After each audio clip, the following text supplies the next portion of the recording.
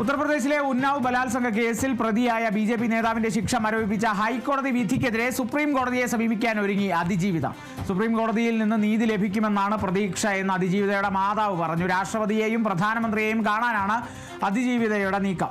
പ്രതിയായ ബിജെപി മുൻ MLA കുൽദീപ് സിംഗ് സെൻഗാറിൽ നിന്ന് ഭീഷണി തുടരുന്നതിനാൽ നീതി വേണമെന്നാണ് അതിജീവിതയുടെ ആവശ്യം. കഴിഞ്ഞ ദിവസം കോൺഗ്രസ് നേതാക്കളായ രാഹുൽ ഗാന്ധിയെയും സോണിയാഗാന്ധിയെയും അതിജീവിത കണ്ടിരുന്നു. പ്രതിയായ കുൽദീപ് സിംഗ് സെൻഗറിന് വിചാരണ കോടതി വിധിച്ച ജീവപര്യന്തം കഠിന തടവ് ഡൽഹി ഹൈക്കോടതി മരവിപ്പിച്ചിരുന്നു. ഇതിനെതിരെ കഴിഞ്ഞ ദിവസം ഇന്ത്യ ഗേറ്റിന് സമീപം പ്രതിഷേധിച്ച അതിജീവിതയെ മിനിറ്റുകൾക്കുള്ളിൽ പോലീസ് ബലം പ്രയോഗിച്ച് മാറ്റുകയായിരുന്നു. പോലീസിന്റെ നടപടിയെ രാഹുൽ ഗാന്ധി വലിയ രീതിയിൽ വിമർശിച്ചിരുന്നു. അതേസമയം കോടതി ഉത്തരവിനെതിരെ CBIയും സുപ്രീം കോടതിയെ സമീപിക്കുമെന്നുള്ള വിവരങ്ങളാണ് ലഭിക്കുന്നത്. നമുക്കറിയാം, ഉത്തർപ്രദേശ് ഉന്നാവ് പീഡന കേസ്, ബലാത്സംഗ കേസ്, അത് ചർച്ചയായതാണ്, വിവാദമായതാണ്. അതിൽ ആ പ്രതിയുടെ, അതായത് ബി ജെ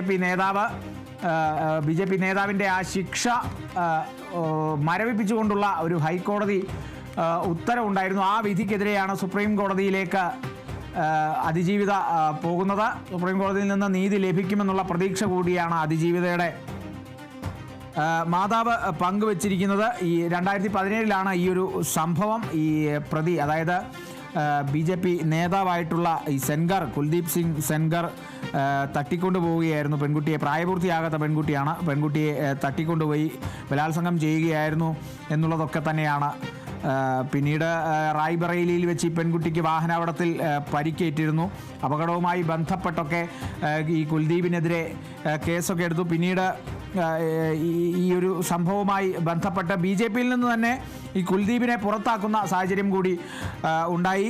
2018 അതായത് ഈ പെൺകുട്ടിയുടെ പിതാവ്, ബലാത്സംഗത്തിനിടെ ഈ പെൺകുട്ടിയുടെ പിതാവ് പിന്നീട് 2018 ജുഡീഷ്യൽ കസ്റ്റഡിയിൽ വെച്ച് മരണപ്പെടുകയൊക്കെ ഉണ്ടായിരുന്നു. അങ്ങനെ 7 പ്രതികളാണ് ഈ കേസിൽ ഉണ്ടായിരുന്നത്, ഈ കുൽദീപ് അടക്കം.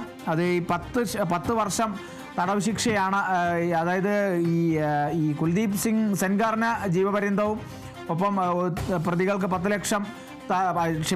വർഷം തടവും എന്നുള്ള കണക്കിന് അങ്ങനത്തെ ഒരു തടവ് ശിക്ഷയാണ് ലഭിച്ചിരുന്നത്. പിന്നീടാണ് ഈ കുൽദീപ് ഹൈക്കോടതിയെ സമീപിച്ച് ശിക്ഷ മരവിപ്പിക്കുന്ന ഒരു നടപടിയിലേക്കൊക്കെ എത്തിയത്. ഇപ്പോൾ ആ ഒരു നടപടിക്കെതിരെ സുപ്രീം കോടതിയെ സമീപിക്കാൻ ഒരുങ്ങുകയാണ് അതിജീവിത. നീതി ലഭിക്കുമെന്നുള്ള പ്രതീക്ഷയിൽ തന്നെ അതിജീവിതയുടെ മാതാവും പ്രതികരിച്ചിരുന്നു. രാഷ്ട്രപതിയെയും പ്രധാനമന്ത്രിയെയും കാണാനാണ് അതിജീവിതയുടെ നീക്കം.